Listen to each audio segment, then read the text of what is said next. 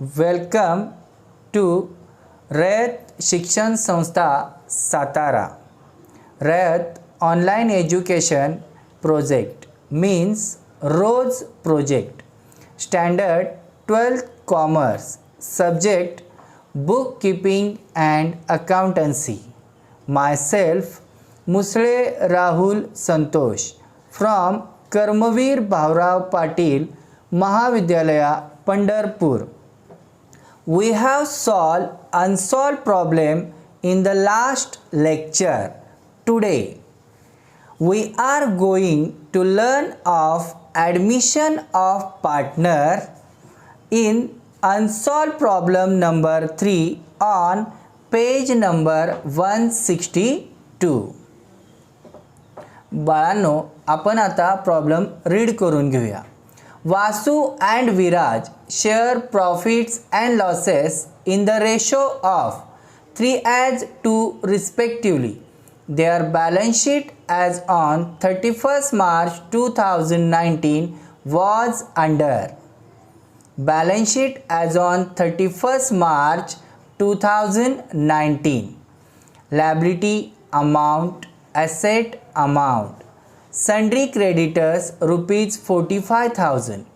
General reserve rupees 30,000. Capital Vasu rupees 1,08,000. Viraj rupees 72,000. Asset side cash at bank rupees 750. Sundry debtors rupees 66,750. Stock rupees 25,500. Investment rupees 36,000. Plant rupees 90,000. Building rupees 36,000. Both side total are 2,55,000. They admit Hari into partnership on 1st April 2019. The terms being that first term he shall have to bring in rupees 60,000 as his capital for 1/4 share in future profit. Second, value of goodwill of the firm is to be fixed at the average profit for the last 3 years. The profit were year profits 2009-10 rupees 48,000, 2010-11 rupees 81,000, 2011-12 rupees 73,500. Hari is unable to bring the value of the goodwill in cash. It is decided to raise the goodwill in the books of accounts. Next, third, reserve for doubtful debts is to be created at rupees 1,500. Next, closing stock is valued at rupees 22,500. Next, plant and building is to be depreciated by 5%. Prepare revaluation account, capital account of partners and balance sheet of the new firm. बाळांनो, आपल्याला या प्रॉब्लेममध्ये ज्या घटकांना adjustment आहेत त्या घटकांना आपण काय करून घेऊया, अगोदर सिम्बॉल करून घेऊया. बघा, या ठिकाणी सन्ड्री डेटर्स, स्टॉक, प्लांट आणि बिल्डिंग याला मी काही सिम्बॉल्स दिलेत. याचाच अर्थ सन्ड्री डेटर्सला RDDचे ॲडजस्टमेंट आहे, त्यामुळं सिम्बॉल आहे. स्टॉकचं जे आहे ते स्टॉकची अमाऊंट रिव्हॅल्यूड झालेली आहे, त्यामुळं त्याच्यावरही ॲडजस्टमेंट आहे, त्यामुळे हे त्याला सिम्बॉल दिलेला आहे. प्लांट अँड बिल्डिंग याच्यावर आपल्याला डेप्रिसिएट काढायचं आहे, म्हणजे डेप्रिसिएशन काढायचं आहे, त्यामुळे आपण त्याला काय केलेलं आहे, सिम्बॉल केलेला आहे. मग आता आपण काय करूया, हा प्रॉब्लेम सॉल्व करून घेऊयात.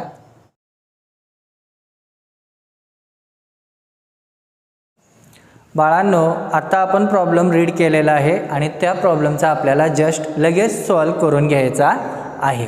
आता प्रॉब्लेम सॉल्व करत असताना आपण काय करायचं, जे आपलं ओल्ड बॅलन्स शीट आहे किंवा आपलं बॅलन्स शीट दिलेलं आहे त्यातील प्रत्येक घटक आपण अगोदर ट्रान्सफर करून घेऊया. आता ट्रान्सफर करत असताना काय करायचं, लॅबिलिटी साईडमध्ये जो आहे, लॅबिलिटी साईडमध्ये आपल्याला काय त्यांनी सांगितलेलं आहे, वासूचं कॅपिटल 1,08,000 आणि विराचं कॅपिटल 72,000. म्हणजे कॅपिटलचा बॅलन्स हा क्रेडिट आहे, त्यामुळं कॅपिटल जो आहे तो कॅपिटल अकाउंटच्या क्रेडिट साईडला आपण ट्रान्सफर करणार. म्हणजेच ओल्ड पार्टनरचं कॅपिटल हे कॅपिटल अकाउंटच्या क्रेडिट साईडला by balance brought down in Vasu column 1,08,000, in Viraj column 72,000. Next general reserve 30,000. General reserve बाळांनो हे आपण 3:2 या रेशोमध्ये ओल्ड पार्टनर्सलाच डिस्ट्रीब्यूट करणार आहोत. बघा, जनरल रिझर्व हे ओल्ड पार्टनर्सला 3:2 या रेशोमध्ये डिस्ट्रीब्यूट करणार आहोत. त्याची जर्नल एंट्री काय आहे, general reserve account debit to partners capital account. म्हणजे पार्टनर्स कॅपिटल अकाउंटच्या क्रेडिट साईडला बाय जनरल रिझर्व अकाउंट. वासूला किती आले 18,000, विराजला किती आहेत 12,000, कारण जनरल रिझर्व हे ओल्ड पार्टनर्सलाच आपण डिस्ट्रीब्यूट करत असतो. यानंतर बाळांनो सन्ड्री क्रेडिटर्स 45,000. याच्यावर कोणतीही ॲडजस्टमेंट नसल्यामुळे आपण न्यू बॅलन्स शीटच्या लॅबिलिटी साईडला सन्ड्री क्रेडिटर्स डायरेक्ट आउटर कॉलमला घ्यायचं 45,000. यानंतर बाळांनो आपण ॲसेट जे आहेत त्या ॲसेट आपण ट्रान्सफर करून घेणार आहोत. त्याच्यामध्ये कॅश ॲट बँक 750 आपण काय करणार आहोत, बँक अकाउंट आणि गुडविल अकाउंट वर्किंग नोटमध्ये पाहणार आहोत. तरी पण लक्षात ठेवा, बँक अकाउंटच्या डेबिट साईडला टू बॅलन्स ब्रॉट डाऊन म्हणून आपल्याला बँक अकाउंटला 750 हा इफेक्ट दाखवायचा आहे. यानंतर बाळांनो आपण सन्ड्री डेटर्स काय करणार आहोत, सन्ड्री डेटर्स हे इनरला घेणार आहोत 66,750. का तर त्याच्यावर ॲडजस्टमेंट आहे, आपण एक लाईन सोडून पुढे जाणार आहोत. यानंतर स्टॉक किती आहे 25,500. याच्यावर सुद्धा रिव्हॅल्यूड असल्यामुळे तो सुद्धा आपण इनरला घेणार आहोत 25,500. एक व जागा सोडणार, पुढे जाणार. इन्व्हेस्टमेंटवर कोणतीही ॲडजस्टमेंट नाही, त्यामुळे आपण डायरेक्टली इन्व्हेस्टमेंट आउटर कॉलमला घेणार 36,000. याच्यावर कोणतीही ॲडजस्टमेंट नसल्यामुळे डायरेक्ट आउटर कॉलम. यानंतर प्लांट आणि बिल्डिंग हे सुद्धा इनरला घेणार.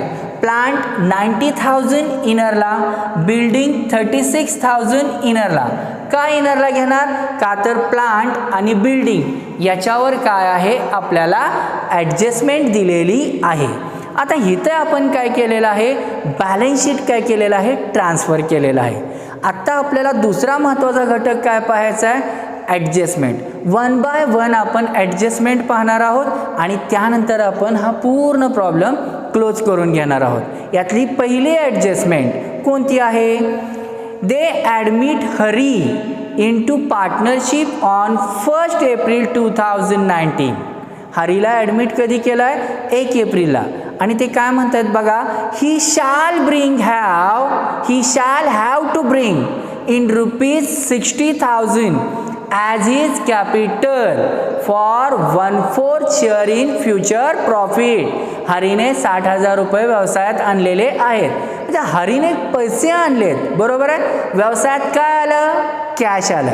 म्हणजे साहजिकच आहे, पहिली जर्नल एंट्री काय करू आपण, कॅश और bank account debit to Hari's capital account.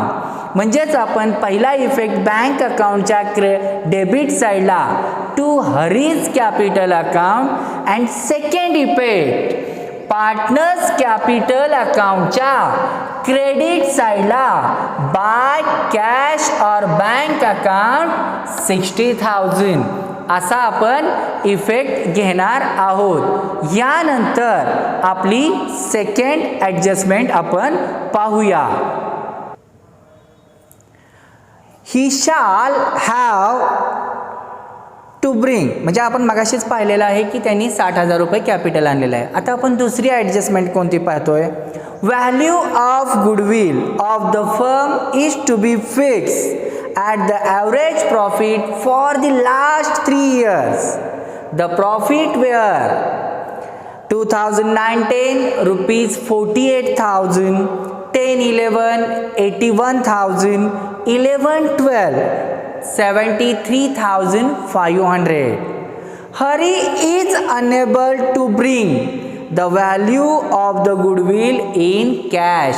इथं स्पष्टपणे सांगितलेलं आहे की हरी हा असमर्थ आहे कॅश आणण्यामध्ये. मग काय सांगितलंय. It is decided to raise the goodwill in the books of accounts. आता बघा आपल्याला काय सांगितलेलं आहे, गुडविल रेज करायला. ठीक आहे, गुडविल रेजचं असेल तर तुम्हाला माहितीच आहे की आपण त्याची एकच जर्नल एंट्री करतो आणि त्याचा दुसरा इफेक्ट आपण बॅलन्स शीटमध्ये दाखवतो. ती जर्नल एंट्री कोणती, goodwill account debit to old partner. Old partner कोणते आहेत, वासू आणि विराज. आणि सेकंड इफेक्ट आपण तो गुडविलचा जो इफेक्ट आहे तो आपण काय करतो, बॅलन्स शीटच्या ॲसेटमध्ये अपेअर दाखवतो. पण तत्पूर्वी आपल्याला गुडविल काय करून घ्यावं लागेल, कॅल्क्युलेट करून घ्यावं लागेल. हे गुडविल कॅल्क्युलेट करत असताना एक लक्षात ठेवा, नंबर ऑफ इयर परचेस दिलेले नाहीत, त्यामुळे आपल्याला ॲव्हरेज प्रॉफिट हाच गुडविल मानावा लागेल. ठीक आहे, कॅल्क्युलेशन ऑफ गुडविल. मग आपल्याला ॲव्हरेज प्रॉफिटचं काय सूत्र सांगितलं आहे, average profit is equal to total profit divide number of years. आणि यानंतर आपल्याला टोटल प्रॉफिट 3 वर्षाचे सांगितलेत. मग कोणते, 48,000, 81,000, 73,500 डिवाइड 3 इयर्स. यानुसार आपला ॲव्हरेज प्रॉफिट किती आला, 67,500. नंबर ऑफ इयर परचेस नसल्यामुळे ॲव्हरेज प्रॉफिट हाच आपला गुडविल झाला. म्हणजे गुडविल किती झाला, 67,500. मग हे 67,500 आपल्याला दोन्हीही ओल्ड पार्टनर्समध्ये डिस्ट्रीब्यूट करावे लागतील. कोणत्या रेशोमध्ये, 3:2 या रेशोमध्येच. मग आता वासूचा आपण शेअर डिस्ट्रीब्यूट करूया. वासू शेअर इन गुडविल 67,500 म्हणजे 60,500 इंटू 3/5 म्हणजेच वासूचं गुडविल किती आलं, 40,500. तसंच विराजचं सुद्धा गुडविल आपण काढून घेऊया. 67,500 इंटू 2/5 म्हणजेच विराजचं गुडविल किती आलं, 27,000. हे गुडविल आपण काय केलं, 40,500 आणि 27,000 हे काय करून घेतलं, आपण डिस्ट्रीब्यूट केलं. आता गुडविल काय सांगितलेलं आहे, रेज करा. मी मगाशीच सांगितलं जर्नल एंट्री काय होणार आहे, goodwill account debit to Vasu's capital to Viraj capital. आपण गुडविल अकाउंट वर्किंग नोटमध्ये ओपन केलेलं आहे. म्हणजेच गुडविल अकाउंटच्या डेबिट साईडला to Vasu capital account 40,500 to Viraj capital account 27,000. म्हणजे ह्याची पहिली एंट्री आपण इथं क्लिअर केली.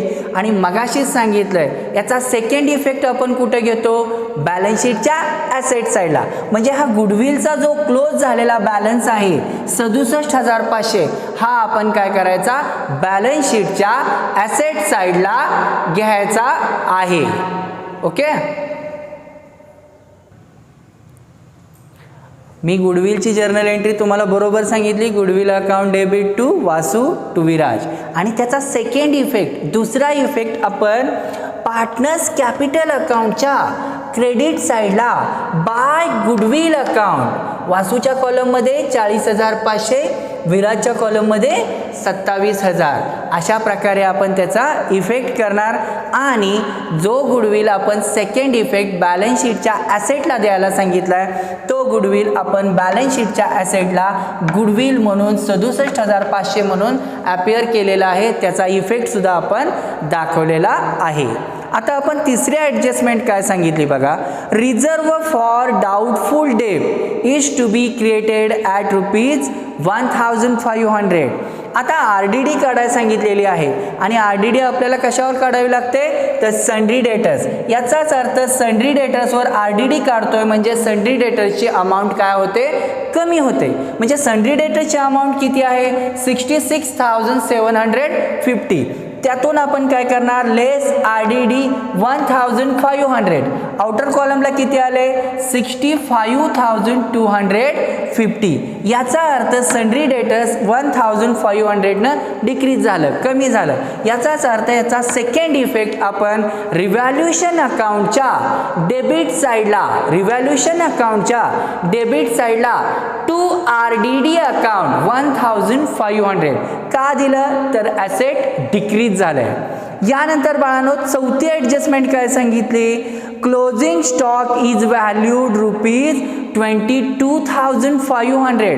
म्हणजे स्टॉकची व्हॅल्यू किती झाली 22,500. प्रत्यक्षात स्टॉकची व्हॅल्यू किती आहे 25,500. म्हणजे 22,500 झाली. याचाच अर्थ स्टॉक किती हजाराने डिक्रीज झाला तर स्टॉक 3,000 डिक्रीज झाला. म्हणजेच परत बघा तोच प्रकार स्टॉकची सुद्धा अमाऊंट काय झाली कमी झाली. या कारणामुळे डिक्रीज झालेले जे 3,000 आहेत हे आपण काय करायचे रिव्हॅल्युएशन म्हणजेच रिव्हॅल्युएशन अकाउंटच्याच डेबिट साईडला टू स्टॉक अकाउंट 3,000 म्हणून दाखवायचे. का दाखवले इथे तर का तर स्टॉकची सुद्धा अमाऊंट काय झालेली आहे डिक्रीज झालेली आहे. आणि पुढची ॲडजस्टमेंट काय सांगतात plant and building is to be depreciated at 5%. Plant 90,000 building 36,000. याच्यावर डेप्रिसिएशन किती सांगितलंय 5%. म्हणजे डेप्रिसिएशन म्हणजे घसारा म्हणजे आपला लॉस. म्हणजे परत प्लांट आणि बिल्डिंगची अमाऊंट परत डिक्रीज होणार परत कमी होणार. म्हणून आपण प्लांट म्हणजे किती 90,000 त्याच्यावर 5% डेप्रिसिएशन 90,000वर 5% म्हणजे किती आले 4,500. म्हणजे 90,000 मायनस 4,500. आउटर कॉलमला किती येणार 85,500. तसंच बिल्डिंगचं सुद्धा बिल्डिंगवर सुद्धा किती टक्के सांगितलं डेप्रिसिएशन चार्ज करायला 5%. बिल्डिंगची अमाऊंट किती आहे 36,000 त्याच्यावर 5% म्हणजे 36,000वर 5% म्हणजे किती झाले 1,800 म्हणजेच 1,800. 36,000तून आपण 1,800 मायनस केले. आउटर कॉलमला किती आले 34,200. आता प्लांटची लेस केलेले डेप्रिसिएशन 4,500 बिल्डिंगचे लेस केलेले डेप्रिसिएशन 1,800. याच्यामुळे दोन्ही घटकांच्या किमती कमी झाल्या. त्यामुळे हे दोन्ही घटक आपण परत रिव्हॅल्युएशन अकाउंटच्या डेबिट साईडला दाखवणार. म्हणजेच रिव्हॅल्युएशन अकाउंटच्या डेबिट साईडला टू प्लांट अकाउंट 4,500 आणि रिव्हॅल्युएशन अकाउंटच्या डेबिट साईडला टू बिल्डिंग अकाउंट 1,800. म्हणजे बाळांनो आपण इथं काय केलेलं आहे इथे पहिल्यांदा आपण प्रॉब्लेम ट्रान्सफर केला नंतर आपण 1 बाय 1 ॲडजस्टमेंट पाहिलेला आहे. यानंतर आपल्याला काय करायचं आहे आपल्याला प्रॉब्लेम काय करायचे टॅली करायचे. टॅली करत असताना लक्षात येतं आहे की रिव्हॅल्युएशन अकाउंटची डेबिट साईड किती आहे 10,800 म्हणजे 10,800 आणि हे 10,800 म्हणजे याचा अर्थ काय झाला हा आपला लॉस ऑन रिव्हॅल्युएशन आहे. जर लॉस ऑन रिव्हॅल्युएशन असेल loss on revaluation is transfer to partners capital account debit side. म्हणजे loss on revaluation transfer to partners capital account debit side. मग हे 10,800 ओल्ड पार्टनर्समध्येच डिस्ट्रीब्यूट करायचे. हे 10,800 ओल्ड पार्टनर्समध्ये ओल्ड रेशोमध्ये डिस्ट्रीब्यूट करायचे. मग यांचा ओल्ड रेशो किती आहे 3:2 आणि यांच्या ओल्ड रेशोमध्ये डिस्ट्रीब्यूट केल्यामुळे वासूचा शेअर्स किती आहे 6,480. विराटचा शेअर किती आहे 4,320. म्हणजेच इथं काय झालं हा loss transfer to partners capital account debit side. So to revaluation account मी ब्रॅकेटमध्ये सांगितलेलं आहे लॉस. वासूच्या कॉलममध्ये 6,480 विराज कॉलम 4,320. हरीला काय केलेलं आहे आपण डॅश आहे तसंच दाखवलेलं आहे. यानंतर बाळांनो आपल्याला काय करायचं आहे हे जे कॅपिटल अकाउंट आहे हे कॅपिटल अकाउंट सुद्धा काय करायचं आहे आपल्याला क्लोज करून घ्यायचं आहे. कॅपिटल अकाउंट क्लोज करत असताना क्रेडिट साईडची टोटल आपण अगोदर बघायची. त्याच्यामध्ये हरीची टोटल किती आली 60,000. विराजची टोटल किती आली 1,11,000 म्हणजे 1,11,000. वासूची किती आहे 1,66,500 म्हणजेच किती आहे 1,66,500. ही टोटल आपण काय करतो डेबिट साईडला आहे तशीच आपण अगोदर नोट डाऊन करून घेऊया. हरी 60,000, विराज 1,11,000 म्हणजेच 1,11,000. वासू 1,66,500 म्हणजे 1,66,500. आता 1,66,500तून आपण लॉसची 6,480 लेस केल्यानंतर आपल्याला हा बॅलन्स कॅरी डाऊन मिळतो. हा बॅलन्स कॅरी डाऊन म्हणजेच हे आपलं कॅपिटलचं बॅलन्स आहे. मग आपण काय करूया 1,66,500 मधून 6,480 लेस केल्यानंतर वासूचं किती आले 1,60,200. यानंतर 1,11,000तून 4,320 वजा केल्यानंतर आले किती 1,06,680. आणि यानंतर हरीचं काही लेस नाही त्यामुळे डायरेक्ट आउटरला 60,000. हे तिन्ही काय मिळालं आपल्याला कॅपिटलचं बॅलन्स मिळालेलं आहे. म्हणजे हे तिन्ही आपण कुठे घेणार न्यू बॅलन्स शीटच्या कॅपिटल अकाउंट. वासू 1,60,200, विराज 1,06,680, हरी 60,000, टोटल 3,26,700. वासूचं बघा 1,60,200, विराज 1,06,680, हरी 60,000. टोटल किती झाले 3,26,700. यानंतर आपल्याला हे जे न्यू बॅलन्स शीट आहे हे न्यू बॅलन्स शीट काय करून घ्यावं लागतं क्लोज करून घ्यावं लागतं. मात्र आपण जे मगाशी बँक अकाउंट वर्किंग नोटमध्ये पाहिलेलं होतं तर ते बँक अकाउंटची काय पोझिशन आहे बँक अकाउंटचा बॅलन्स कशा पद्धतीने काढला जातो हे आपल्याला वर्किंग नोटच्या सहाय्याने आपल्याला काय करावं लागेल पाहावे लागेल. बघा वर्किंग नोटमध्ये आपण बँक अकाउंटमध्ये काय पाहिलं मगाशीच बघा मी सांगितल्याप्रमाणे आपण बॅलन्स ट्रान्सफर केलेला आहे 750. यानंतर हरीने किती हजार रुपये कॅपिटल आणले होते 60,000. आपण त्याची एंट्री सुद्धा केलेली आहे. कॅश और bank account debit to Hari's capital म्हणजेच बँक अकाउंटच्या डेबिट साईडला आपण टू हरीज कॅपिटल अकाउंट 60,000 घेतलेला आहे. आणि या दोघांची टोटल किती झाली 60,750. आणि ह्याचा शिल्लक बॅलन्स किती दाखवतोय बॅलन्स कॅरी डाऊन 60,750 म्हणजे 60,750. आणि हाच बॅलन्स बाळांनो आपल्याला बॅलन्स शीटच्या ॲसेट साईडमध्ये घ्यायचा आहे.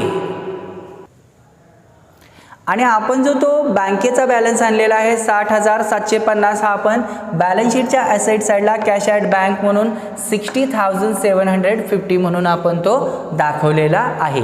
यानंतर आपल्याला काय करून घ्यायचं हे पूर्ण बॅलन्स शीटची टोटल करून घ्यायची म्हणजे ॲसेटची टोटल लॅबिलिटीची टोटल ह्या दोघांची टोटल एकसारखी आली पाहिजे. ॲसेटची टोटल किती आली 3,71,700 म्हणजे 3,71,700. आणि लॅबिलिटीची सुद्धा टोटल किती आली 3,71,700. दोन्ही टोटल आपल्या बरोबर आल्या याचा अर्थ हा प्रॉब्लेम आपला बरोबर आलेला आहे. मग आता आपण आज काय शिकलो तर या प्रॉब्लेममध्ये आपण पहिल्यांदा ट्रान्सफर केलेला आहे. याच्यामध्ये ॲसेट डिक्रीज झालेले घटक आपण रिव्हॅल्युशनला दाखवलेले आहे. यानंतर डिक्रीज होत असताना RDD असेल डेप्रिसिएशन असतील ह्यांच्या आपण ॲडजस्टमेंट पाहिलेली आहे. गुडविलची ॲडजस्टमेंट पाहिलेली आहे. बॅलन्स शीटची व्यवस्थित टोटलसुद्धा आपण केलेली आहे. आणि हा प्रॉब्लेम आपण तुमच्याच मदतीने व्यवस्थितपणे सोडवून घेतलेला आहे. आपण जो मला वेळ दिला किंवा आपण जे मला फी दिला त्याबद्दल धन्यवाद.